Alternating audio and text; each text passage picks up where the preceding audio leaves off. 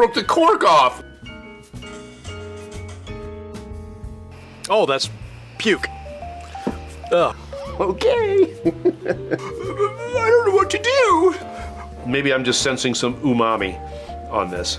Because, ooh, mama, that's good. I still haven't found my first Blanton's.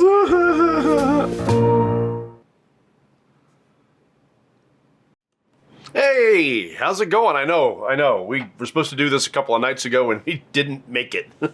Supposed to do it last night, didn't make it. So, Paul's with us. Hey, Paul, how are you doing? I hope everything is well. Hope the little one's doing well. Haven't heard from you in a minute, so maybe we ought to catch up and have a pour. All right, tonight it's Elmer T. Lee. I'm wrapping up my series on mash bill number 2 from Buffalo Trace, which kind of is Buffalo Trace and kind of isn't. We went over this a little bit. The brand is owned by Age International, subsidiary of Takara Shuzo, a Japanese company. Sazerac holds the exclusive distilling and marketing rights in the U.S., but it isn't theirs, and neither is Elmer T. Lee. This one, oh, okay. I was looking at this, and I didn't look at it real closely, and it looked to me like it was like a twist-off plastic cap. No.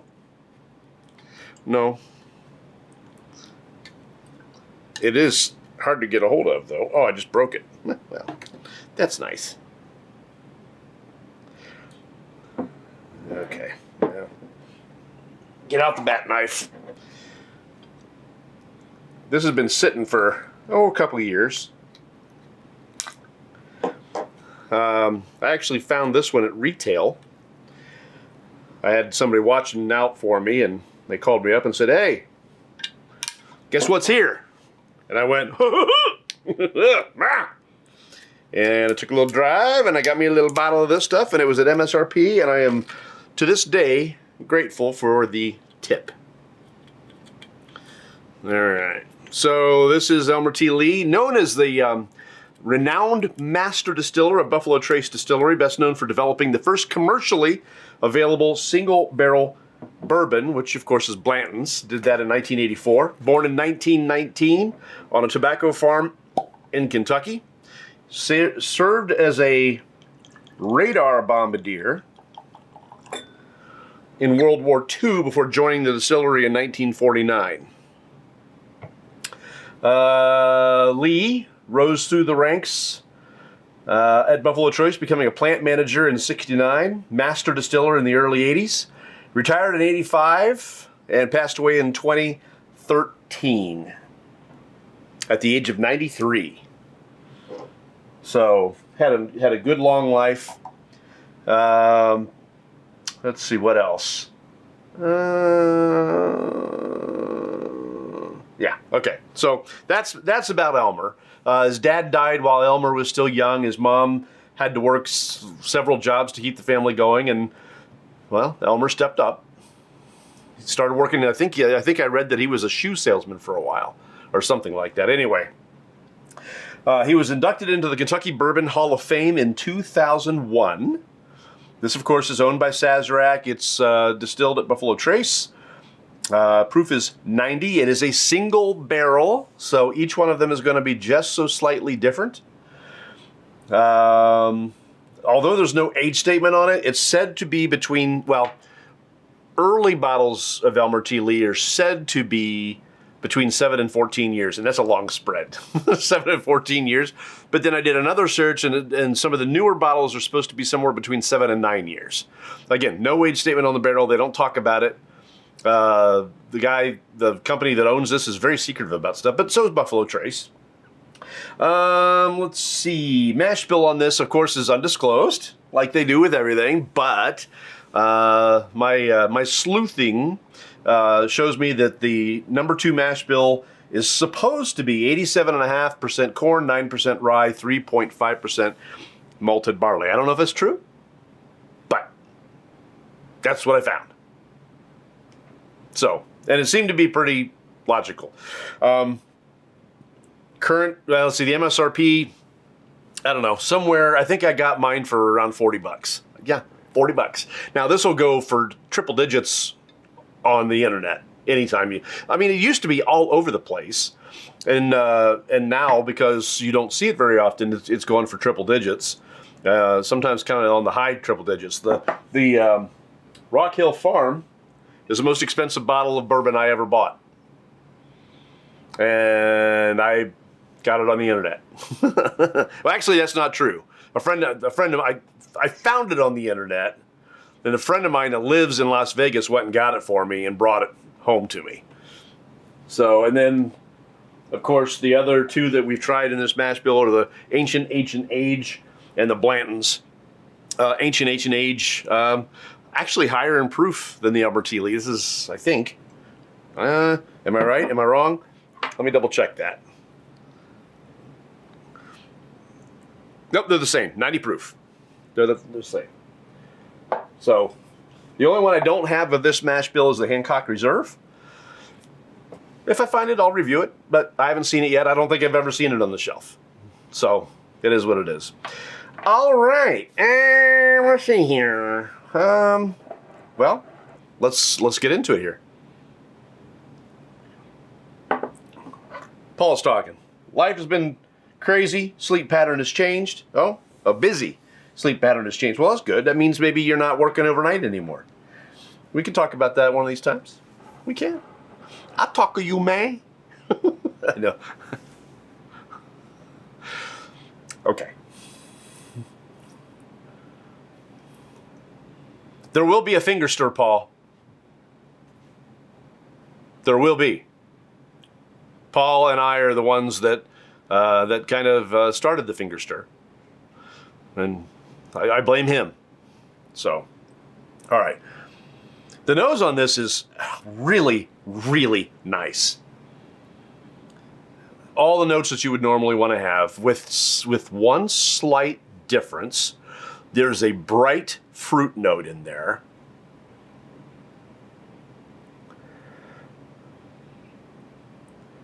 So sometimes I say things are dark, and sometimes I say they're bright. I don't know how to describe it other than that. You know what? I forgot to hit record. Tate's watching. Hey, Tate. How you doing? I'm glad you're with us. All right.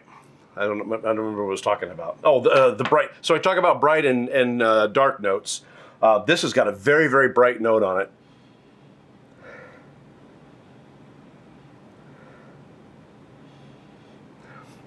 All the normal notes though are there. The vanilla, the honey, and a little honey. Cinnamons are beautiful. The oak is very nice. Gosh, what is that?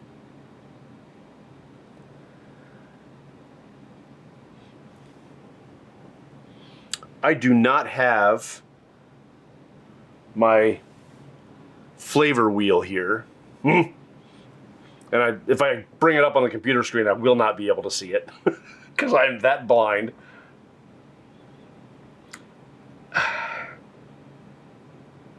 I almost want to say it's floral.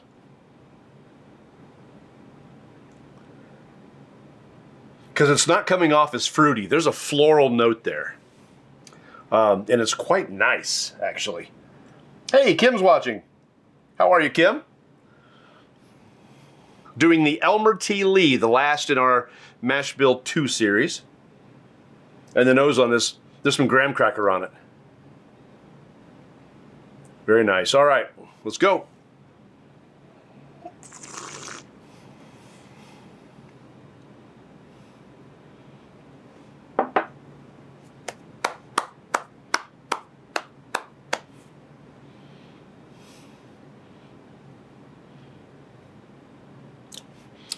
That's wonderful. It's more timid than the Rock Hill Farms, more timid than the Blantons. But it's got a beautiful mouthfeel. It's creamy on the mouthfeel. The bloom is just right. It's not too harsh. It's not too slow. It's just right, hitting the end of my tongue first and just spreading out there just a little bit. Not a harsh pour at all.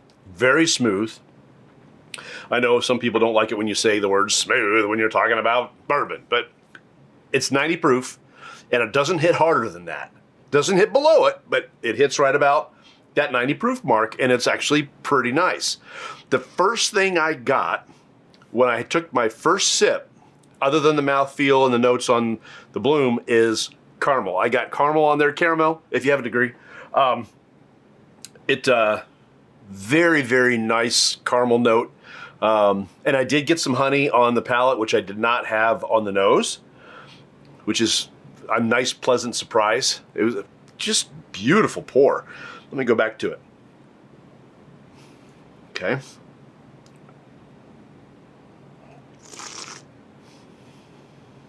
Mm-hmm.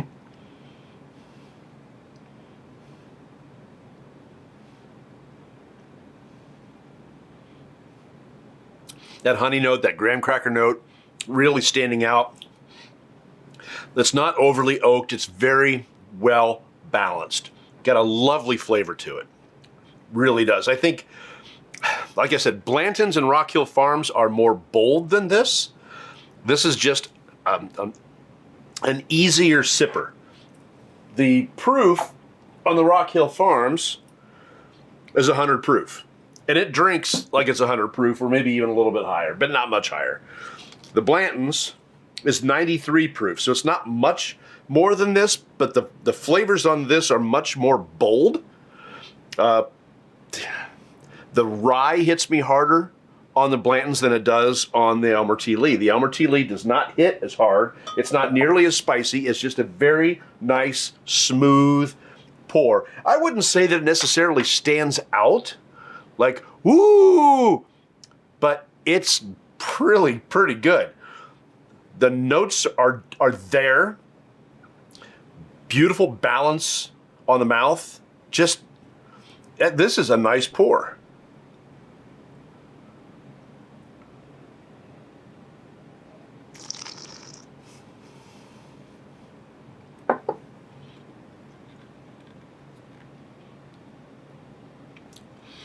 I'm getting a little bit more of it in the back of the throat now that I've become accustomed to it on the palate,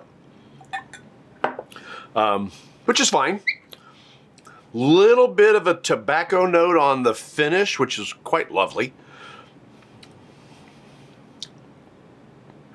That heat sticks around just a little bit.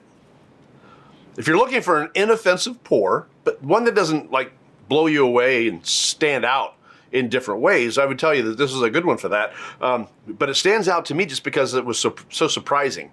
Very creamy, just very smooth, I mean, it's not lacking anything.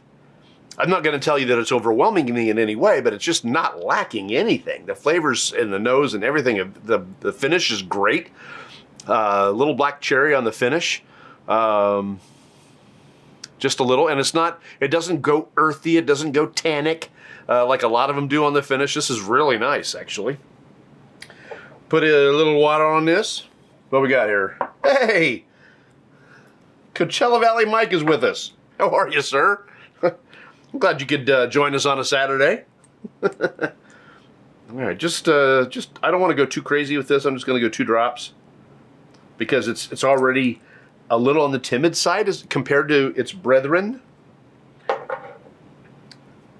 So I'm thinking that maybe the water may, I don't know, maybe spice it up a little bit.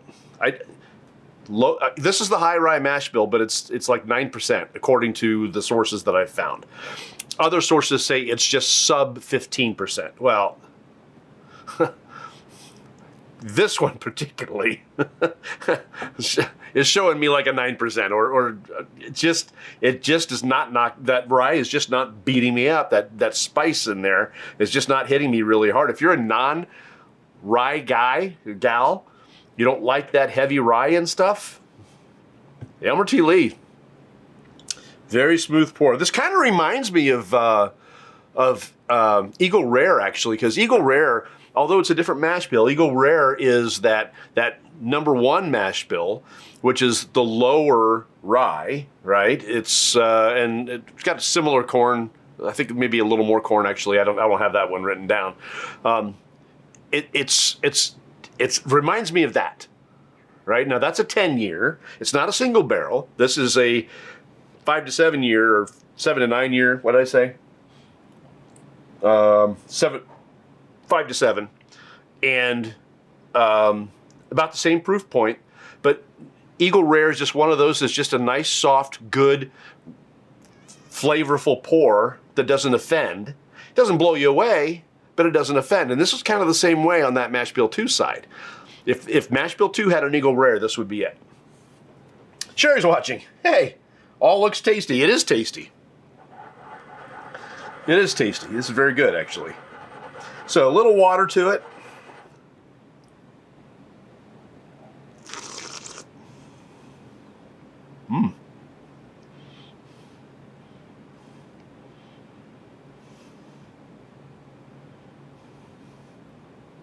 Boy, that really brought out a fruit note. Big time. I can't identify it. I don't know what it is. But it's a fruit note, and I think it enhanced some of that honey. That's really nice. That's a really good pour. I didn't expect to like it this much. I thought it would be maybe because it's a higher rye mash bill. I thought it would be a little more tannic, but it isn't. This is very, very pleasant pour. Like I said, if Eagle Rare, if this were Eagle Rare is Mash Bill 2, I'd say yep, because they are so similar in mouthfeel, in proof, in complexity. It's just really nice. I like this one. Can you tell? I just think I'm surprised by it.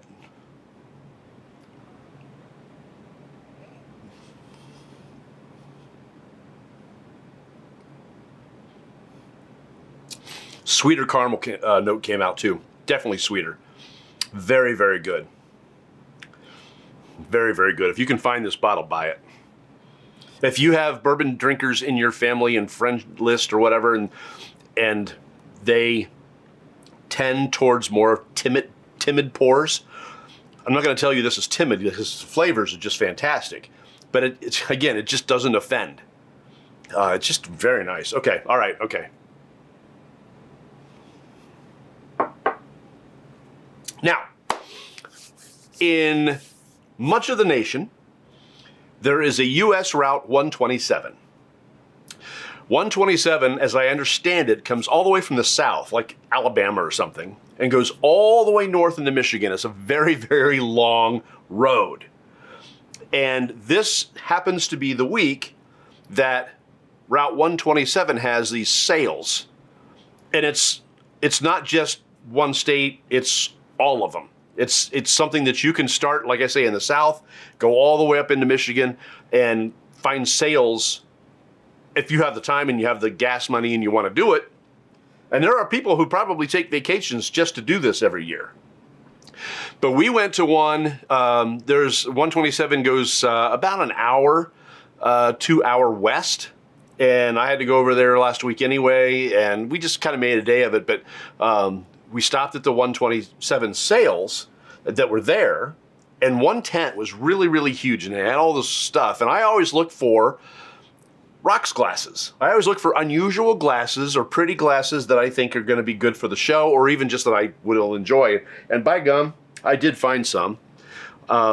This is gorgeous. This is a beautiful rocks glass. It's a little bit cloudy, so I'm going to have to maybe take some I don't know, something like Bartender's Friend or something, and just clean it a little bit better, see if I can get some of the cloudiness out of the glass. It's just slightly cloudy.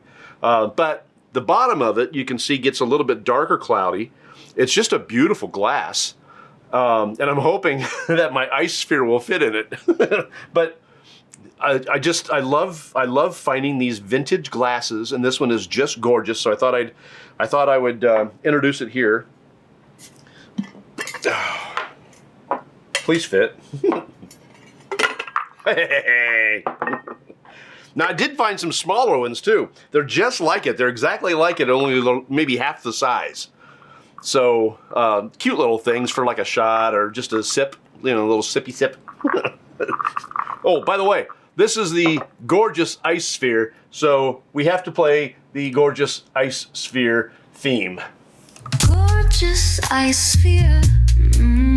It's a gorgeous ice sphere. Yeah. So gorgeous and so icy and so round and so very, very gorgeous. We had those glasses growing up. Did you? Well, hi, Trent. How are you? I'm glad. They're just pretty. I've got some other ones that are similar to it, a little bit different color smoke, and just a little different profile on the bottom. But I saw these and just thought, I gotta have it. Gotta have it. All right, let's pour this in here. Blah. And then we'll just give it a little bit more. I would be tempted to go back over there. It's like I said, it's only about an hour away. And look for more different types of glasses. And here's the thing, I got like 10 of them. I think there's 4 of the real little ones and 6 of the bigger ones or something like that. I got them for 50 cents. All of them for 50 cents. They had it for $1 or something like that. And we walked over and said, what do you want for these? She said, I don't want to have to pack them back up again. Take them, 50 cents. And we had gone to lunch at the Moose because I'm a Moose member. So I had 50 cents in my pocket, just ping, like Han Solo in the bar on Tatooine, ping. Sorry for your mess. All right, so I promised Paul a finger stir. I did water, Paul. Didn't you see it? I put 2 drops in. And it did give me more of a floral note, brought out the honey a little bit more.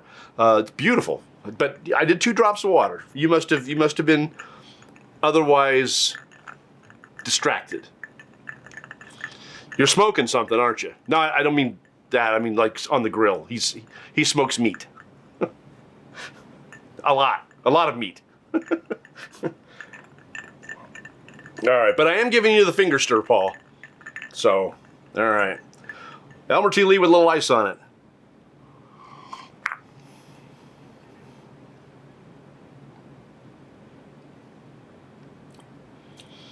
The oak comes out a little more. I keep fighting this, but I'm getting just a very, very slight bubblegum note. I've gotten it all along, and I didn't want to get into it because I don't like that note. It's pleasant on this, don't get me wrong. I just hate saying it. Bubblegum, it's a terrible note. But I'm getting just a little bit of it. And it's pleasant, it's weird. But I like it on here, it's working.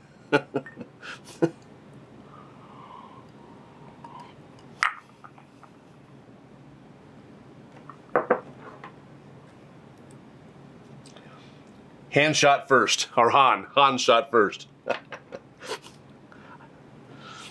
They can manipulate that all they want, but I think you're right. I think Han shot first.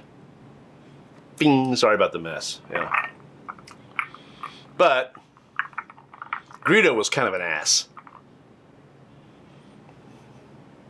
Very condescending and smug. I don't like smug. Greedo was smug. All right, gang. So real quick, though, if you can find this, buy it. This is really, really nice, very tasty. I think it could please the palates of a lot of different people, from your diehards to, and your high proof guys to the people that are still learning. This is just a really approachable pour, and I'm surprised at how much I like it. I really do like this one a great deal. So I was playing last week, and I went and got a few things. There were only 6 in the store, and I was the first one to grab this. This is the Woodford Reserve. It's a liter bottle, but it's the OHLQ bottle. So this is their pick, and I haven't researched in it. I don't know how many picks they do. They normally do like a half dozen different picks from different barrels. I don't know if it's a single barrel or what it is, but like I said, there were 6 of them in the box. I got the first one, so that's kind of one I wanted to show off a little bit. LOL, I wish I could be smoking something. I know you're talking about meat. I know that's what you're talking about, right, Paul? Right? Another thing I picked up was this. This is Orchard Pear. This is a liqueur, a cordial. And I picked this up because somebody had been talking about it, and with the groups that have been coming over to the house, on Tuesdays for all these pours, some of the ladies like sweeter drinks. They don't necessarily like the bourbon so much, although I think they'd like this. Like last time they were here, I made them amaretto sours, and they had a ball. Well, I picked this up, and I've been sampling out of it just a little bit. It's actually quite tasty. It's not nearly as sweet as it sounds. It's a very nice cordial. So again, this is Orchard Pear cordial. It's pretty decent. I'm looking forward to finding a nice recipe for that. So next week, what we're going to be doing is another one that just came out. This is the Old Grandad 7. It's a 7-year. I haven't looked into it a whole lot. I don't even know what the proof is. It's bottled in bond. So it's 100 proof. I was able to pick up a couple of these, but this is the newest thing from Old Grandad. I love Old Grandad. A couple of years ago, they came out with a 114, which I just really, really enjoy. I love the bonded, but this one being a 7-year has me excited, and I've heard nothing but good things about this one. So this is the one we're going to be doing next week, and I'm just going to give you a preview of what's happening the week after as well, just so you have it. If you have the opportunity to look for it, go look for it.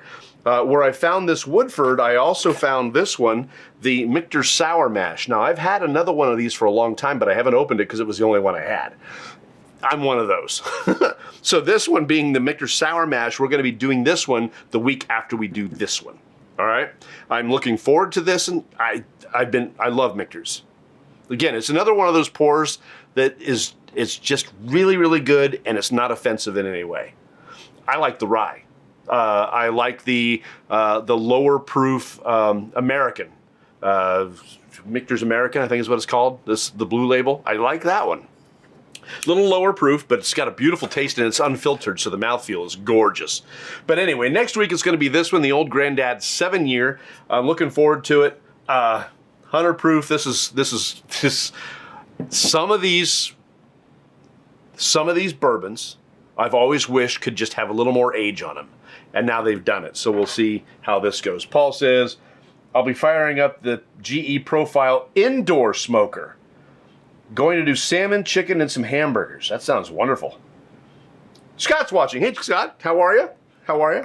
Tonight, Paul, just so you know, I made a Cajun tenderloin with, like, I put it in a cream sauce with spinach and green pepper and banana pepper, and all fresh from a garden. And spinach, green pepper, onion, yellow pepper, bacon, six strips of bacon, and the tenderloin and with a little angel hair pasta in it. So good. So good. But I didn't smoke any of it. I did use the sous vide, though. I put the tenderloin in the sous vide for 1 hour and 15 minutes at 140 exactly, and then finished it in this dish, and it was beautiful. Okay. All right. So I'm going to have you guys all hungry. I want you to be thirsty, not hungry. So, hey, thanks for watching. I do appreciate it. This is a heck of a lot of fun for me. And of course, you know, you could be doing anything else, but you're here with me, and I appreciate that. So we will see you next week for the Old Grandad 7-year, 100 proof, bottled in bond. See you then.